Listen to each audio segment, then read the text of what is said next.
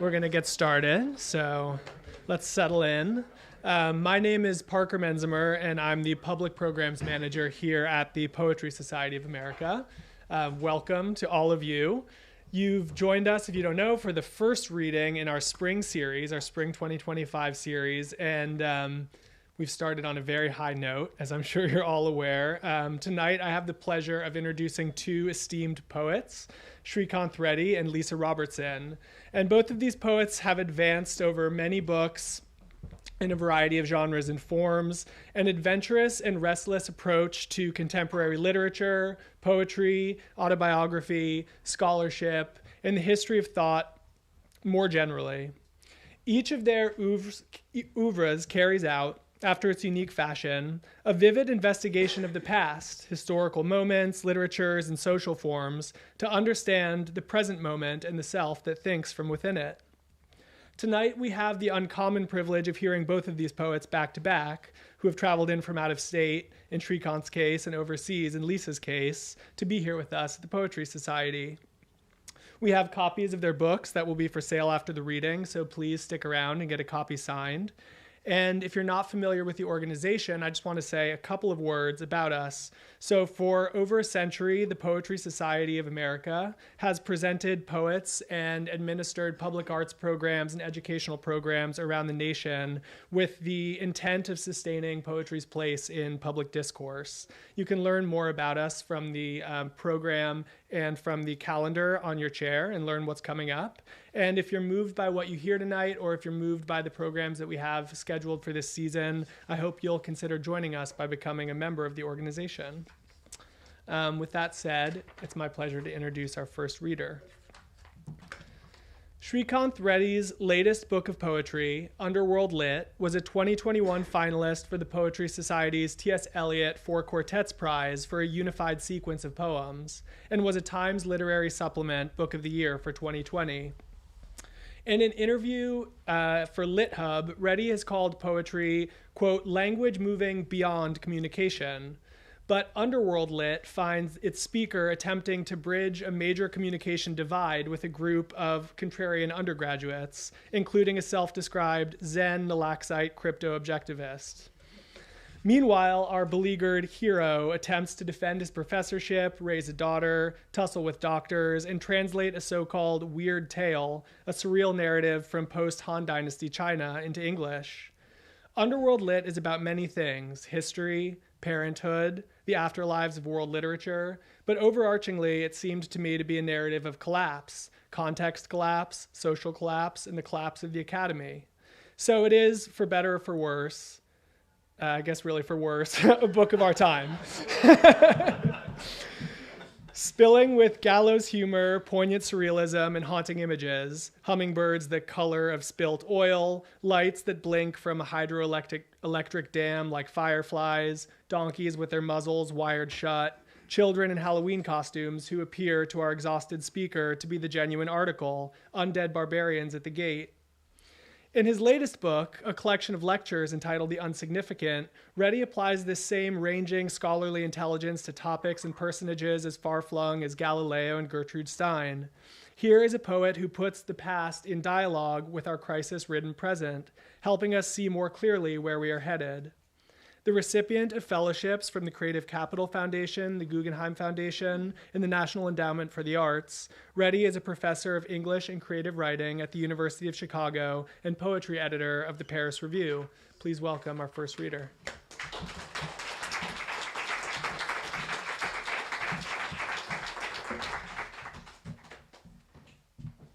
Thanks, Parker.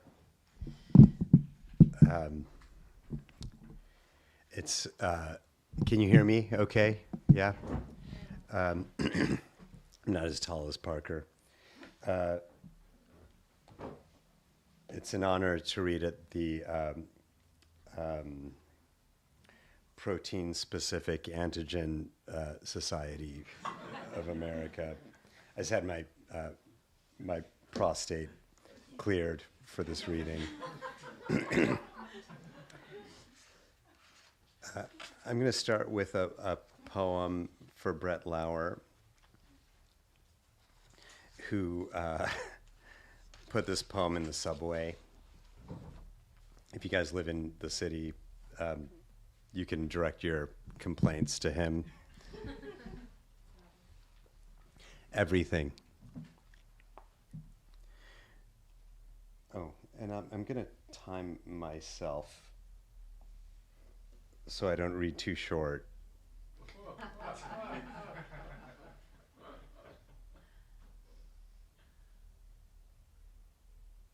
There we go. So then you'll hear my annoying ringtone. Everything. She was watching the solar eclipse through a piece of broken bottle when he left home. He found a blue kite in the forest on the day she lay down with a sailor. When his name changed, she stitched a cloud to a quilt made of rags. They did not meet, so they could never be parted. So she finished her prayer, and he folded his map of the sea.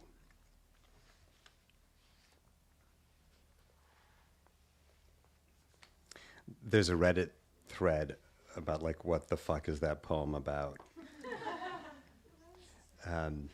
But it's really great also to be here with like Vijay Seshadri, who has been like inspiring to me for a very long time as a poet, and who very happy to be here with. I'll read just a few short poems from a book called Voyager. That's an erasure of the memoirs of Kurt Waldheim. So, you know, if you don't like it, it's all Waldheim, really. The world is the world. To deny it is to break with reason. Nevertheless, it would be reasonable to question the affair. The speaker studies the world to determine the extent of his troubles. He studies the night overhead. He says, therefore. He says, venerable art. To believe in the world, a person has to quiet thinking. The dead do not cease in the grave. The world is water falling on a stone.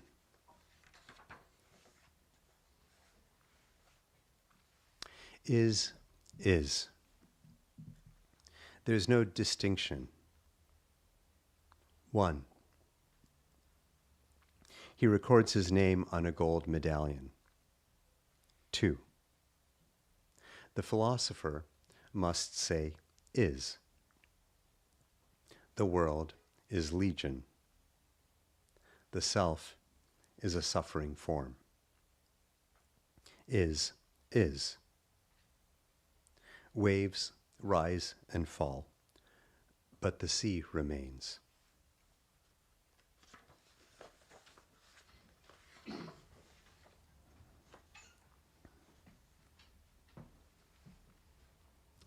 Death is a little door in the world. Vis pacem. The star system's pace and perception, process, blind process. The nature of systems is now becoming clear. The world is a world. Overcome all emotion. Wherever possible, alleviate the misery of others. There is nothing in victory. The silent alone lie united.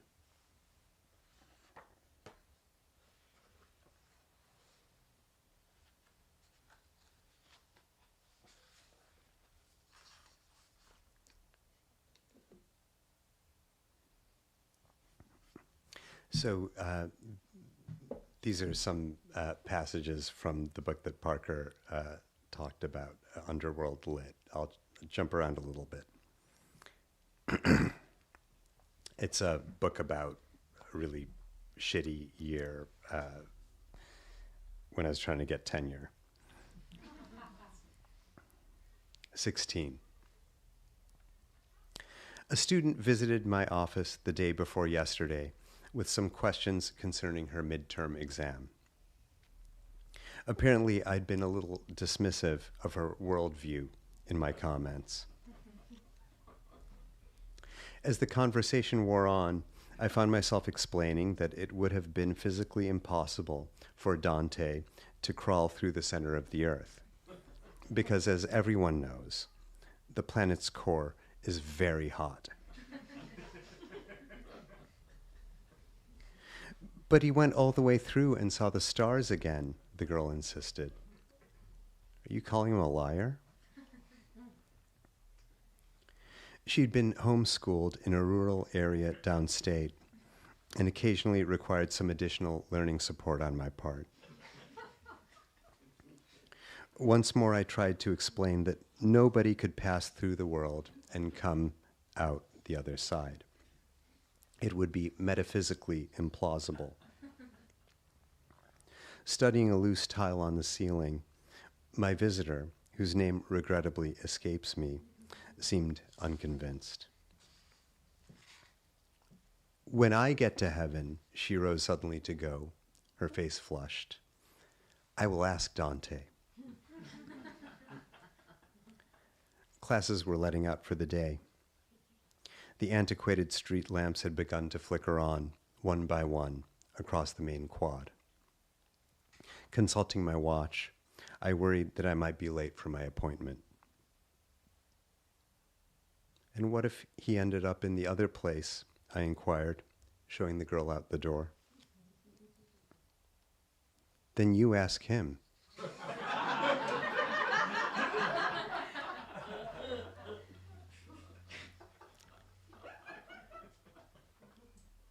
For the past several years, I've taught an introductory course on world literature at the university where I'm presently employed.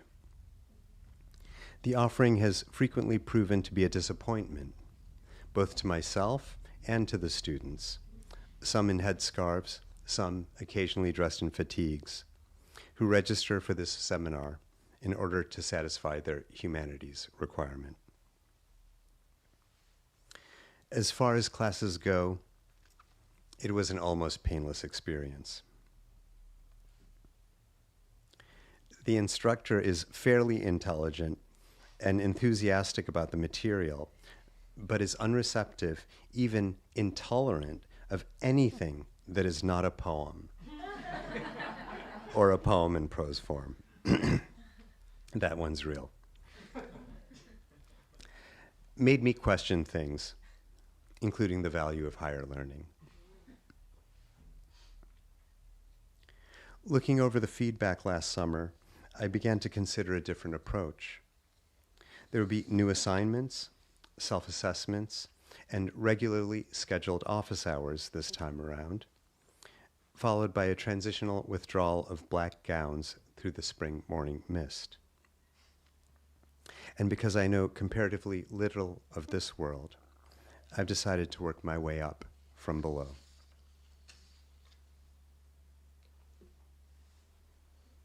Four, Hume 101, Introduction to the Underworld, cross-listed with Divinity and Complet.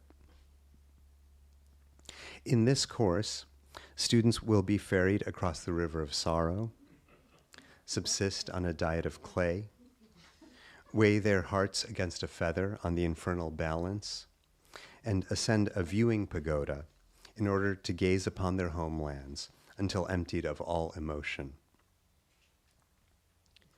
Texts will include the Egyptian Book of the Dead, the Tibetan Book of the Dead, the Mayan Book of the Dead, the Ethiopian Book of the Dead, and Muriel Rukeyser's Book of the Dead. The goals of the seminar are to introduce students to the posthumous disciplinary regimes of various cultures and to help them develop the communication skills that are crucial for success in today's global marketplace. All readings in English. Requirements include the death of the student, an oral report, and a final paper. 5. I'm not really reading the numbers, but sometimes I am. I promised my wife that I would call Dr. Song today. After putting Mira down for her nap and slipping outside for a smoke, I lifted the receiver. The sound it emitted, which I have heard without pause countless times before, seemed to me otherworldly, like somebody's finger playing on the wet rim of a crystal bowl in a derelict theater before the wars. It's hard to say how long I stood there listening. It may have been seconds or seasons. The rings of Saturn kept turning in their groove. For reasons beyond me, our seminar had already moved on from late medieval Europe to developing world underworlds. I dialed 1-800-INFERNO. And before the first ring, a woman's voice answered in heavily accented English. "Is it you?" "I think so," I replied. Outside, the honey locusts sprinkled their pale spinning leaves in real time. Focusing on one as it fell seemed to slow the general descent. "O creature, gracious and good," the faraway lady recited as if reading against her will from a prepared text, traversing the dusky element to visit us who stained the world with blood. I could hear rain trickling in a gutter spout on the other end of the line. "Please," I said into the receiver, "remove my name from your list."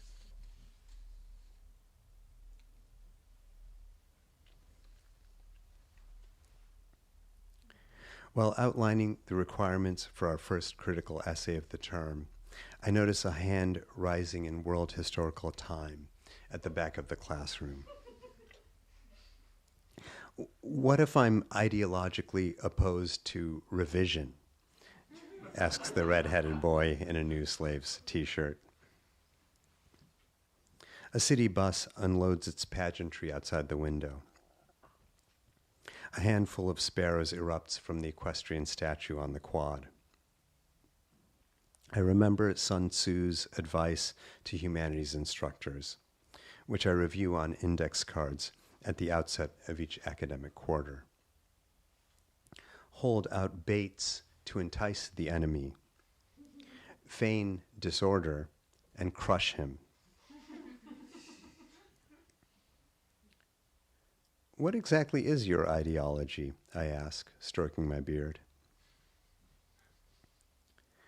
"I'm a Zen Naxalite crypto-objectivist," replies my interlocutor.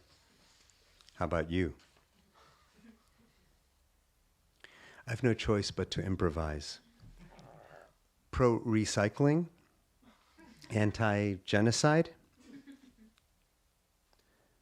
A voice from beyond my peripheral vision says, "You're nothing but a pseudo-Kantian neoliberal mirage with meta-narcissistic tendencies."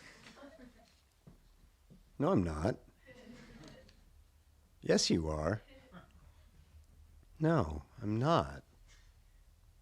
"Yes, you are."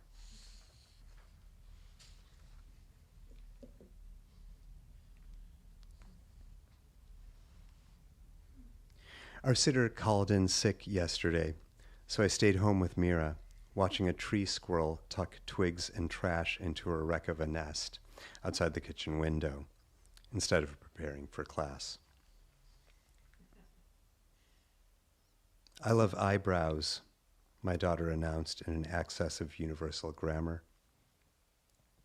"I love napkins. I love upstairs." On the radio, a woman with a faded Northern Irish accent described efforts to restore various archaeological sites in and around the provincial capital of Al-Hila, where the ancient Mesopotamian city of Babylon once stood. Speaking through an interpreter, a government official recounted how the 2,600-year-old paving stones of the ancient city's processional way had been crushed under the treads of M1 Abrams tanks. A heliport had been constructed amid the ruins. Wreathed in concertina wire, the remains of a ziggurat which some scholars believe may be the original site of the Tower of Babel, however, appear to be largely intact for the time being. I love flowers. I love fire, Mira continued, upending her fruit cup. I love foreheads, too. At some point in the day, Song left me a message, but I couldn't make anything of it. Later that evening, I inspected the bathroom mirror to see if I could discern any trace of infractions from a previous life. All I saw was the chipped and tarnished face of the mirror itself. I looked again. This time, to my relief, a man dressed as a scholar from the recent past, vintage cardigan, thinning hair, an untenured affect of worry beyond repair, squinted out from the far side of the glass. I love forks, he recited, floating toward me like an antediluvian grouper in a Chinese restaurant fish tank. I love flags. I love ziggurats, too.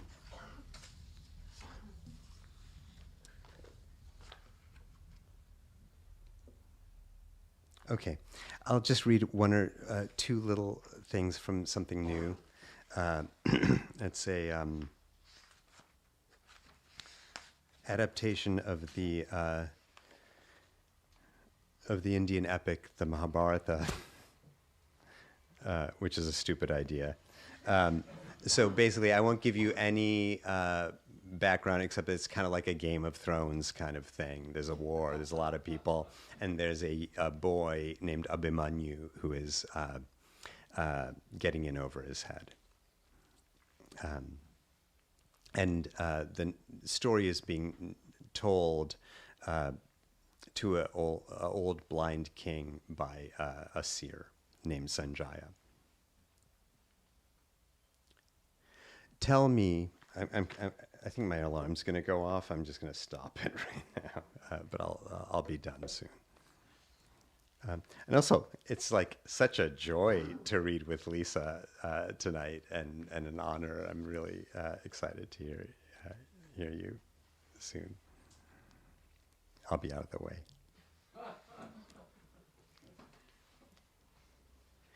Tell me how my sons strove with Abhimanyu, said Dhritarashtra, leaning forward on his throne.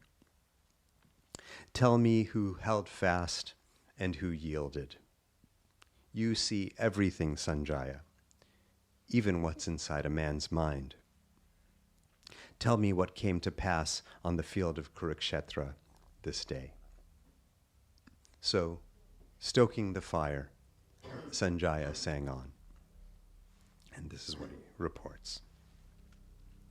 Abhimanyu rode out leading an elite chariot squadron of Pandava shock troops in close formation. Fast behind him rode Bhima, son of the wind, with meticulous Satyaki, a skilled field surgeon and killer, and fate's servant Drishtadyumna. I even have trouble with the names. Born with a blade hot in his hand. Then came Panchalas in black war paint, crafty Kekaya archers, Matsya axemen, and a phalanx of Prabhadraka foot soldiers. Like a probe launched toward the edge of a revolving galaxy, on the flickering screen a nearsighted boy watches late at night, Sanjaya sang into the fire. Arjuna's son breached the front line, howling with scorn as our veteran fighters floundered in his wake. Some sprouting feathered shafts, some trampled under their own war horses, Others with burst brains spilt out mid-thought into spear-split helms of gold. He brought down an elephant lord, the loftiest of man-crushers, with a swift swing of his club to the soft spot under the kneecap, and sped away, laughing over his shoulder. It was nothing more than child's play to Arjuna's son. If only his father could see him now, the boy thought to himself, blood drunk, leaning into the wind, his war flag's golden peacock whipping itself into a frenzy. He'd see. His name, too, would be sung out someday, all over the world. Enough, Sanjaya, the blind king pounded his fist on the high throne. Remember whose side you're on. What about our boys, my 100 sons? Duryodhana, my firstborn. How did he deal with this tiger's cub? Sanjaya looked up from the fire. It was a long morning, Lord.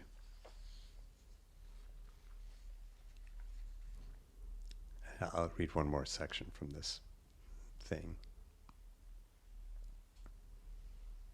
When Duryodhana saw the hazy figure slashing through his men like a myopic boy, whipping his stick at tufted prairie grass, the spiky florets turning as they fall like odd gods in tailspin in the abandoned lot he cuts through on his way home from practice, he tore off his helmet with a roar and hurled it into the dust.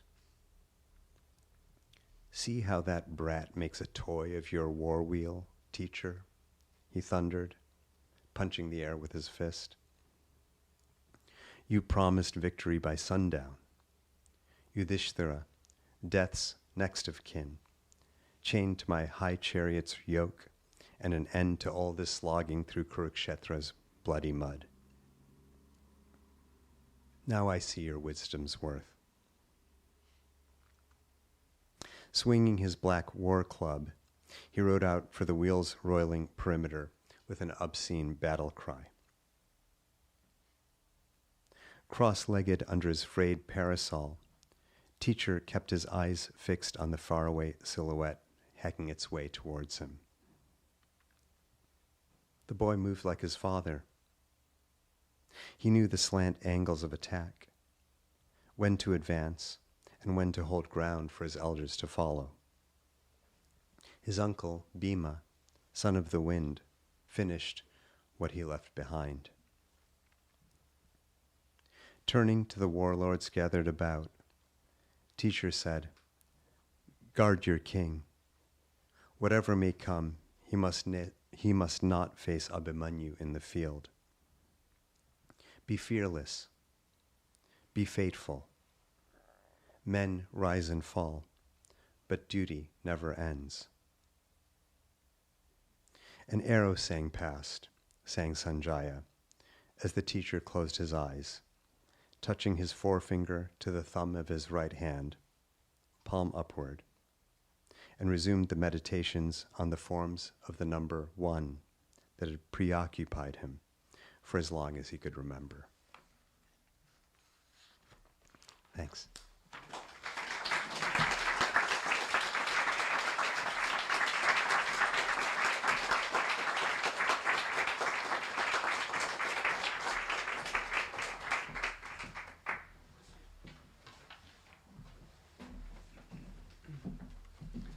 Thank you so much, Chiku.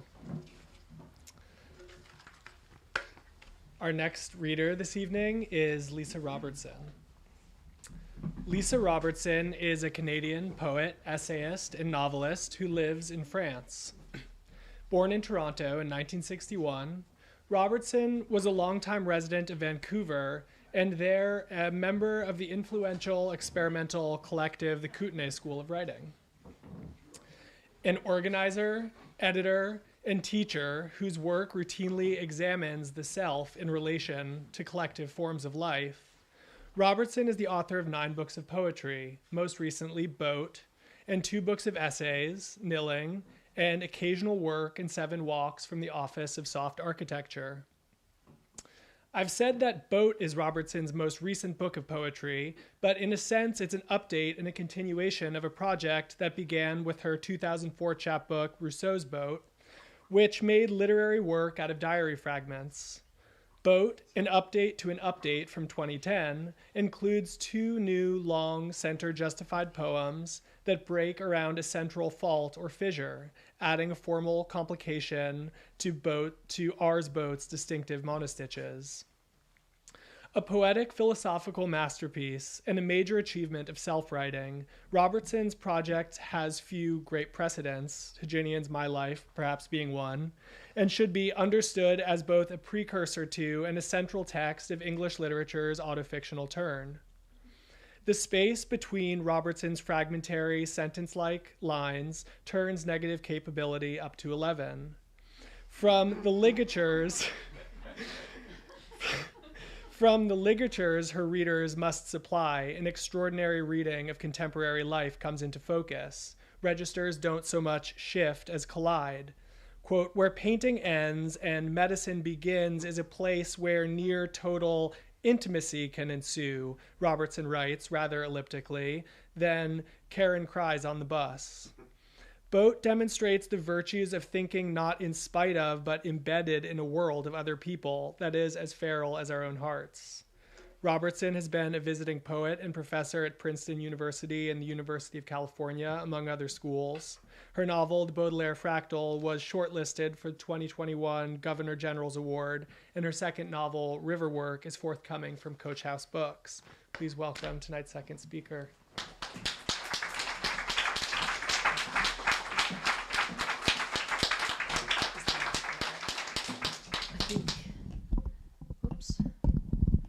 Messed it up already. Okay, I think that's good. I sort of need it. I have a bit of laryngitis. It's fabulous to be reading here tonight with Chiku, who we read together in Paris. So this is a thing now. And I recognized some of the poems I heard in Paris. And Chiku will recognize at least one of the poems that he heard. I'd like to thank Parker and the Poetry Society of America for this really wonderful invitation, and all of you for coming. It's a very warm, intimate, great space. I had no idea what I was coming to, and I'm really happy. I'm going to begin and end my reading with 2 translations, both from the troubadour poet William IX of Aquitaine. And between those 2 poems, I'll read a section from Boat. The poems in Boat run very long, so I tried to kind of pull out a bit that I felt would maybe float this evening. I'll turn a rhyme about sweet fuck all. None of me in it, nor you.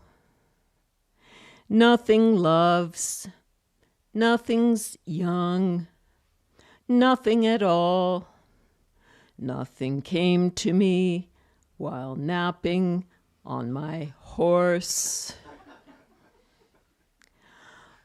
All the malady in my trembling, I read it on the ground. I know a shamanic doctor who doesn't. He'll do if he cures me. I'll die if he won't.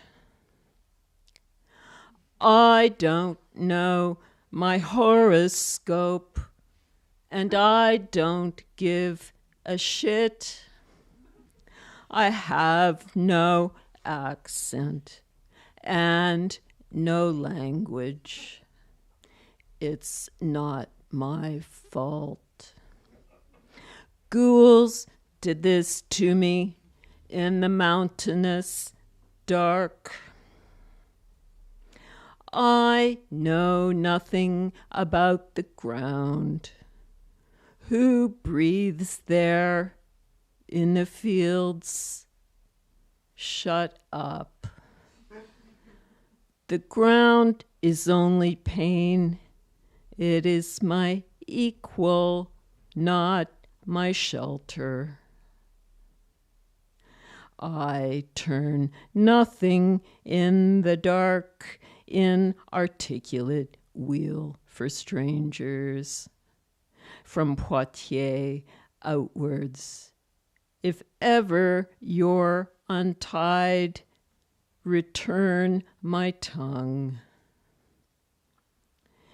If no one tells me, I don't know if I'm asleep or not. I'm split right to my core. This heart leaks only grief. Mice pray for me, saints also. My lover is an unlearned word who disappeared like faith. Weightless, no matter, no call, no other guest I'll shelter. Nothing's given or wronged. Nothing's noble or gorgeous. Nothing's worthy. If I sing not, I'm worthless. Never have I seen what I must love. This concludes my version of Farai une Werts de Dreit Nien, sung around 1086 by William IX of Aquitaine, Count of Poitiers, lover of many women.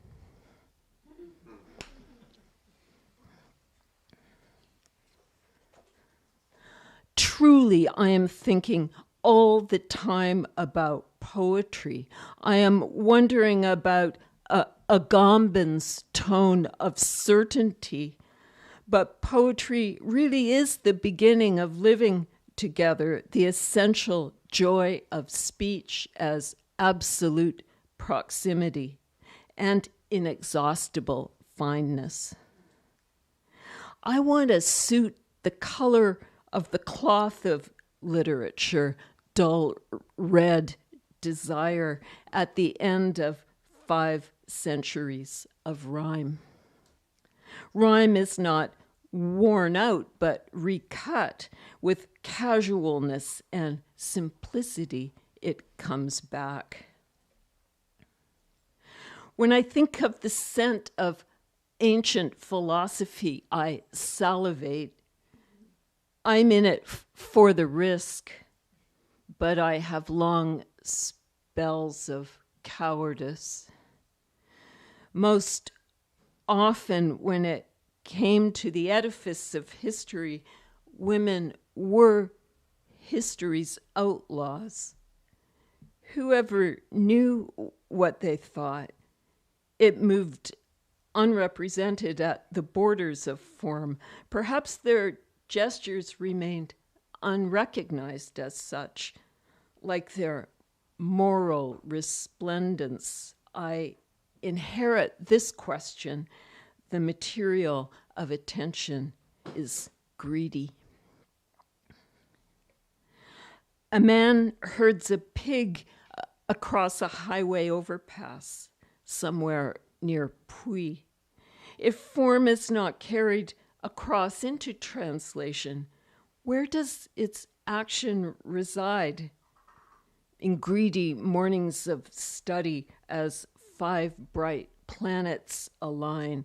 There is impermanent happiness. A fire is burning. I have lost all my questions.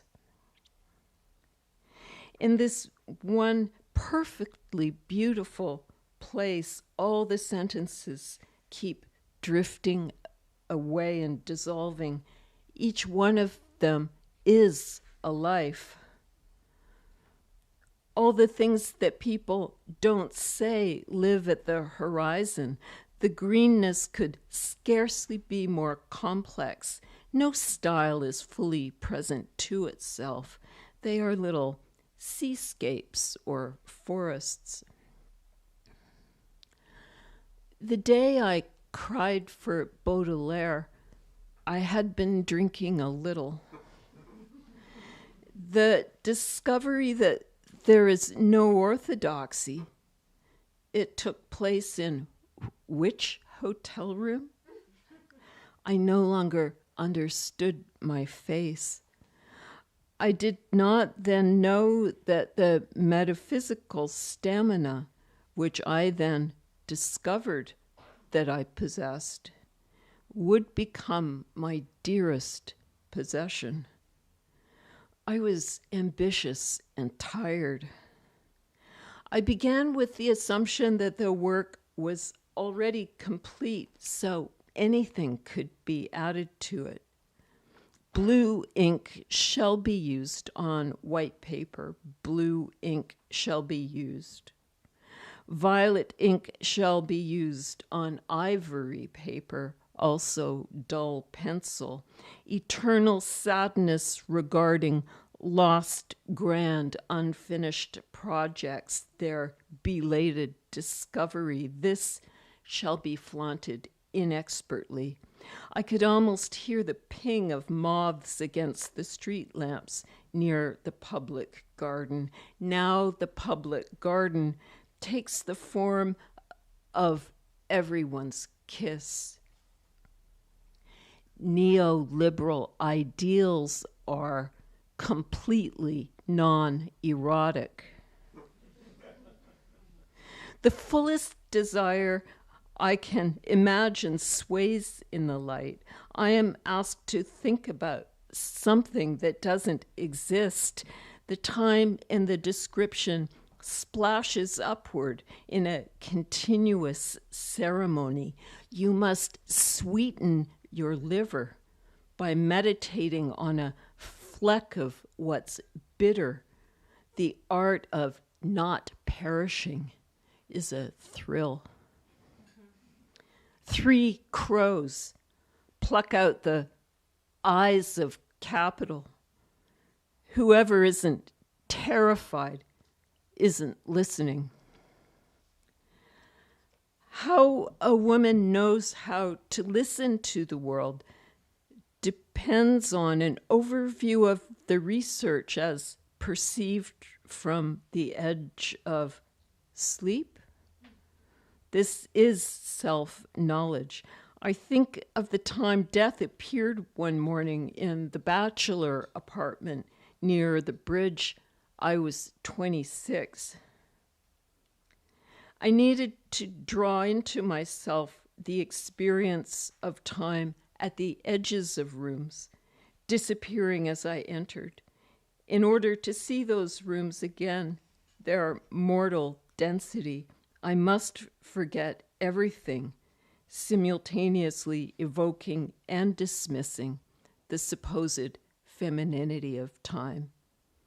Maybe I was desireless. By making myself into an image of time, according to the culture's self-consciousness, according to my idleness, a quorum of problems ripened, half visionary, half spurious as Madame Blavatsky. The room produced images, but they did not yet coalesce. My heart became capable of all forms. I wanted to be a co-inhabitant of the possible language. Possible tin hut with blue plastic rain barrel, copious treetop of hard green peaches, moss-clad corrugated asbestos shed roof, rain-blackened cinder block of the dead neighbor's workshop, dense grove of river bamboo, my piffling, squandering disputation, finds a snag in the present tense. The spokes of thinking itch, make in me a silence that glows like a lamp, like a bad taste. It is still only morning in my concept of philosophical style, and I feel in myself the shimmer of unwilling but habitual submission, a little bit like love, a little bit like God. Here I was in the idle pleasure of turning pages, lightly skimming rather than reading. Here I was as noisy, fragile, and ghostly, berry-glutted subsong, the blackbird invisible. The songs are berry-gorged and are not servitude. I'll prove nothing else. Everything I know about the blackbird is this. Maybe waiting is the only method that isn't false. A blackbird sings for 21 seconds of each minute. There are 5.4 months of song, 169 days in song season, 139 days of abundant song. There is presence in expression, brutal and lusty and of elastic conventions. Improvisation is one tangent, repetition is another. Between intuition and habit, between birds and their Latin, between putting out bird seed and pulling thistles, here I am, one who finds happiness difficult. We think we know about kitchen tables, but we know nothing about kitchen tables. How will it be possible to make a politics free of all legitimacy? We live abundantly and die between neutrality and chaos. There is the murmur of note-taking. March was ending and April was beginning.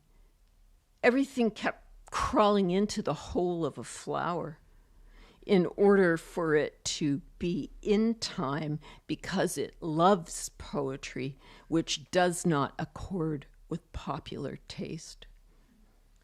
I contrive to almost forget even rhyme in order to be received, to be in time. I have to repeat prosaically, who gathers the wind, who hoards the wind, who reaps the wind so belated as to be defunct. Since 1209, there is not poetry. There's a nostalgia for a moment in which poetry was real, or brief time of the poem is very long, to the extent that it loses its identity in relation to an exclusion and forever swims against the current. Poetry is exceptional quotation. We don't leave behind our condition. It was May again, mauvish, the spring of 2021. I said, I'll think with twigs, how long do I get? As a flower is a measure, the flowers so forcibly present, I will describe flowers, which is to say the iris, the varieties of edge becoming light. They do not waste their striving in duration. They have no good nor evil disposition. The fact of the direction of the iris could mean something between duration and will. In the week when swallows enter the house, the small voice says, "The soul holds the warmth, like crushed grass where the deer lay, before bounding off at my approach. Flowers draw the light to earth. They have not avoided repetition. In the night, the iris is a soul who weeps and goes singing. You can cheat me of everything except this song. Sky, blue, golden, green, gray, blue, saffron, amethyst, white, gray, chestnut, brown, pink, yellow, like wax, iris.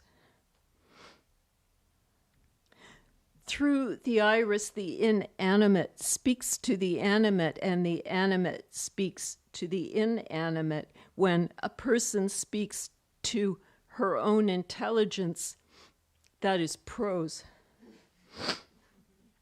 And sometimes love speaks like a human creature, and that is rhyme. It yields a greeting. It is plain without being divided. I will not divide it. I do not divide. Love and the subtle heart are one thing. It might be divided. I make myself into two with a spring-like firstness. Love's intelligence is speech. Some things are free, but difficult. What if there is already no freedom? Now the sky is putty-colored. Utter didact, outer didact. What can you say about the world?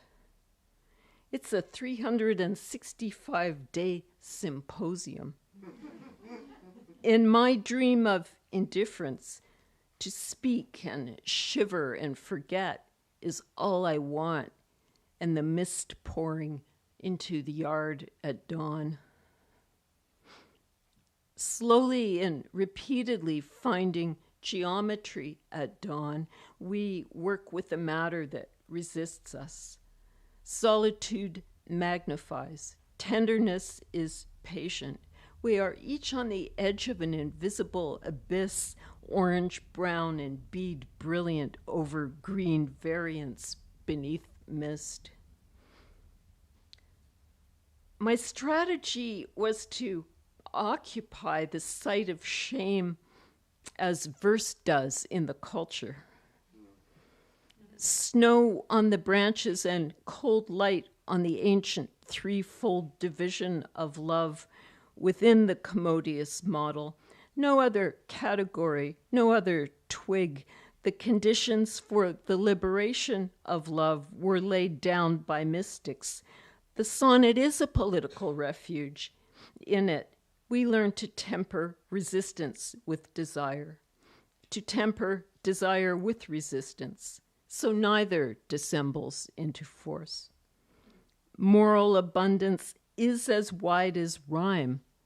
Like this, my obscure youth was used up, assembling the densest sensorium possible. Every one of us is exiled. Mongrel creature, reason, mongrel world. We have to be speakers. We still need to love. The bird is my teacher. I go to the woods to listen. If I can't know joy, I don't want a world. What I adore, I adorn fully with the discomfort of duration. Cathars believed in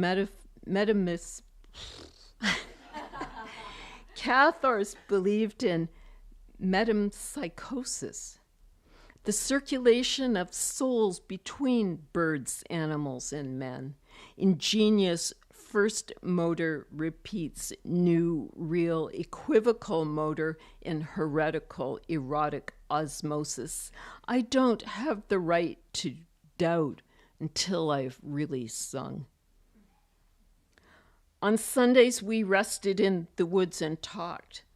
To make a little bird of water, a dog of water, was an elemental dream. We would go northwards and there would be islands. The earth would exhale. I practiced having different thoughts. Then I went to the city to get things. As downward drooping Goldie swagged delicious first chrysanthemums, syntax of ungovernabilities, stammering, flopping pronoun. Return now explicitly to the problem of beauty, which I had set to the side. Before 1848, Baudelaire said beauty was modern. After 1852, he said beauty was imaginary. When the revolution failed, what had belonged to the city could now reside only in the person. If the imagination is personal, now I think it isn't. One room passes through another room. There was a feeling of being held as if weighted on a sill that I would never cross. All my effort poured into the wish to enter that mysterious and desired place. I had a little bit of money and a mistaken sense of freedom. I had my devotion. I thought it was rare. I wanted the whole world feeling of a minimalist nature movie completed by an avant-gardist in 1986. Bright gray dawn, light covered us lightly like a sheet. A clearing haze drew back. I've been here before, but haven't. To write novels about poetry might be the remaining task.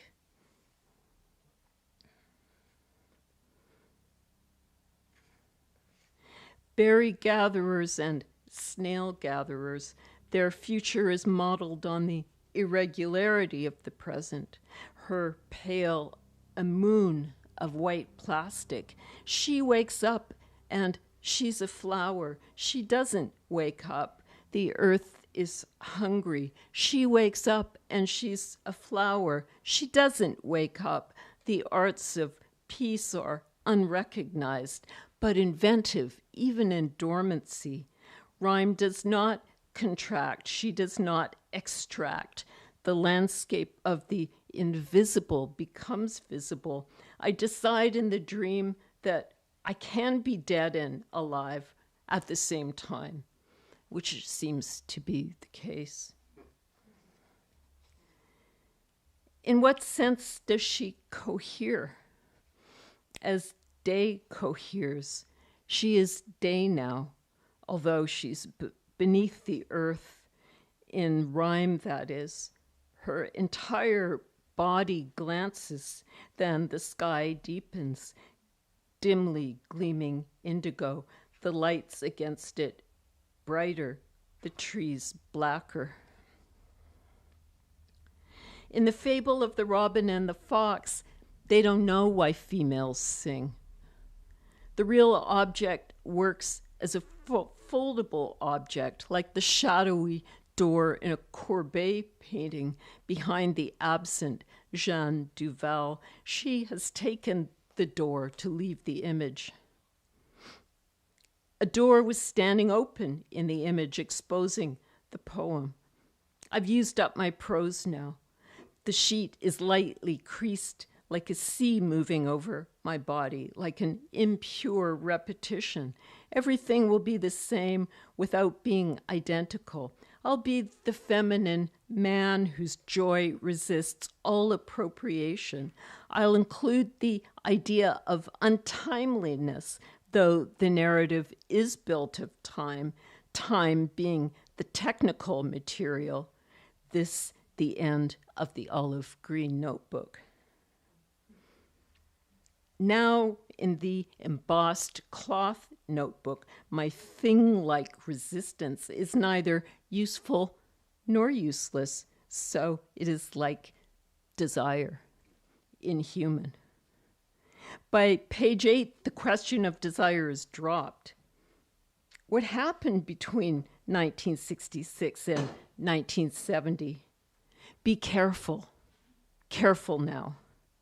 What is transmitted when the cosmology is truncated, a form lopped off? Whatever can be transmitted in a general context of force. I feel the whole rush of my blonde grandmother's life pass through me in an instant. I'd like to make a legitimate contribution to uncertainty. All around me are fabulous materials. In the distance, I hear a consonant. I know that femininity is to outlive one's worth. Because I am obsolete, I can change. I have 3 hearts, and they are dear. They are dear.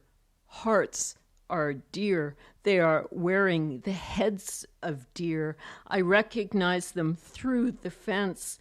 We exist in perverse conditions. We women, whatever women are, or dear. Now it is hard for me to say what I am. The fact is, I would make each mistake again if I had the choice. It is a shocking realization, completely freeing. The doubling is novelistic. To sit in a chair and do nothing, sometimes to write a few words as I observe my own decay. It is what I prefer. Now I think only of distance. I wake early to watch the mist burn off. It doesn't burn off, but settles in the yard as I putter and plunder on this earth knit of nerves. This also is comedy. Politics is too limiting a concept. Now I withdraw from the limiting boulevards, although I do enjoy them in a minute. Every part of time is this tree. I will become its conspirator, to enter the sensation of my mind transforming. The greenness of the world keeps producing more green, says Monica de la Torre. I open my empty hands, so my joy incomparable as a doe, as bright as snow, as a hair shall riddle the edge of distraction, as a moth knows God. This is my ambition. Every day I go to the sentence, but yesterday I did not. I put my hands into my clothes and the earth goes still. Inside the sentence, there's a tree. There's a bird that whinnies like a horse at dawn. One field breaks into or across another field. These days I am voracious. Now I veer away from my beliefs about my body.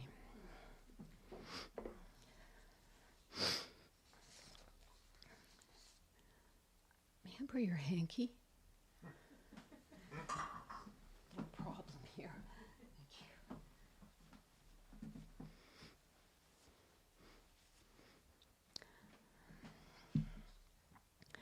Post de chantar mes prêts talents. I am William, who by nature needs to chant. Triste now, I'll make this song from it. I'll no more be a lover, not in Poitiers or Limoges. In the second verse, triste, I depart in dangerous exile.